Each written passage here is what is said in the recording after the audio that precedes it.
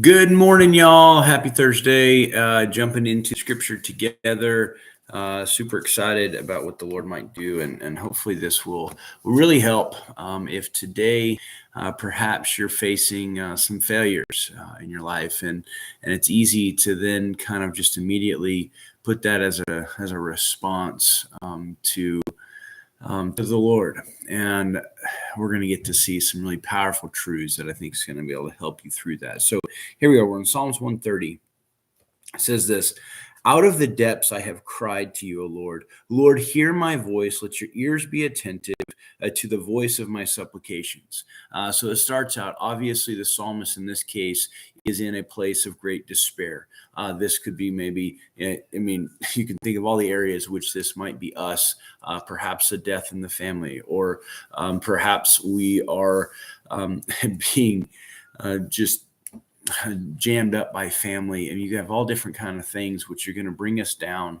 We can have a bad situation at work, and we can go through all that. And a common way that we might try to deal with that is, well, maybe God, you're just punishing me.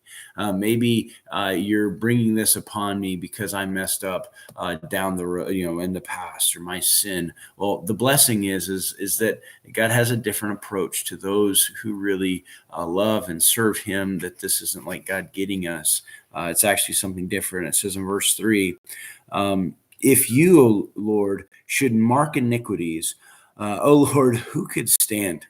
But there is forgiveness with you, that you may be feared. I wait for the Lord. My soul waits, and in His word I do hope. My soul waits for the Lord more than those who watch for the morning. Yes, more than those who watch for the morning. All right, so verse 3 is super packed and powerful. It says, if you, O Lord, should mark iniquities, O Lord, who could stand?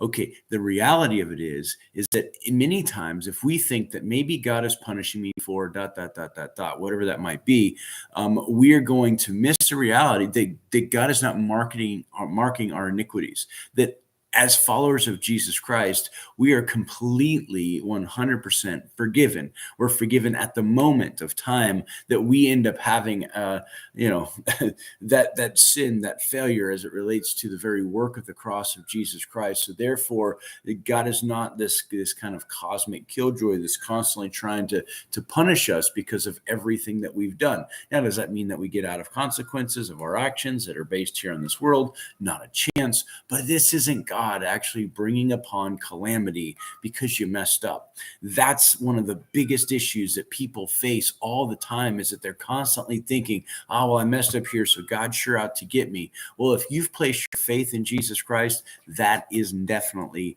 not ever going to be the scenario, right? Because He is the one who is ultimately going to offer forgiveness. As verse 4 had said, but there is forgiveness with you, that you may be feared. Right. And so instead, we get this hand of forgiveness rather than a heavy hand of judgment and justice, because that was already done on the cross. It's finished. It's done. It's over. We no longer have to carry all of those problems along with us. And then it goes on. It says, and in His word, I wait for the Lord. My soul waits. And in His word, I do hope. My soul waits for the Lord.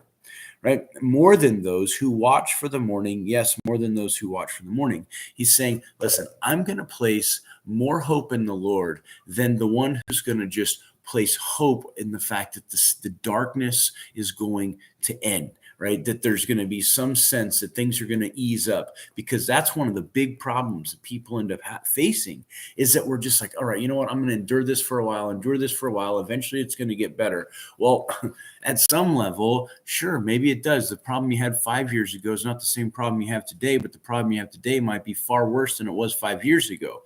And the issue lies in that we're constantly hoping for a better day rather than experiencing the very powerful presence of God as we simply wait on Him. And so that's exactly what the psalmist has decided to do. He's made a decision. You know what? I'm in my dark hour, in my deepest need. I'm going to simply wait on you and receive from you that awesome blessing that you can provide and only you can provide. Right? In verse 7, it would say, oh, Israel, hope in the Lord, for with The Lord, there is mercy, and with him is abundant redemption, and he shall redeem Israel from all of his iniquities. And so it kind of is that continued breath towards Israel. But for you, I really want to make it crystal clear. All right, just boil it all down. Bottom line is, you've placed your faith in Jesus Christ. It is not God going around punishing you every time something goes wrong in your life. Sometimes things just go wrong, right? Or it could be a sense of your own consequence to sin here on this earth, but it's not God coming down with a heavy hand of punishment. Why? Because by his nature, he's forgiving to those who have received his son, Jesus Christ. That is the very plan and purpose that he had from the foundation of the earth. So therefore, there's an extension of a hand of forgiveness. There's also an extension of a hand of hope. And as you take that hand and you wait in the Lord, you're going to find that it's far better than waiting for when this season passes. Because eventually, the season may pass or the season may get worse, but blessed is the one who hopes in the Lord. Love you guys. God bless you all. Be encouraged, strengthened in the word. And we will see you guys this weekend. I know that I'll have another guy coming up sharing his devotion bright and early tomorrow morning. God bless y'all.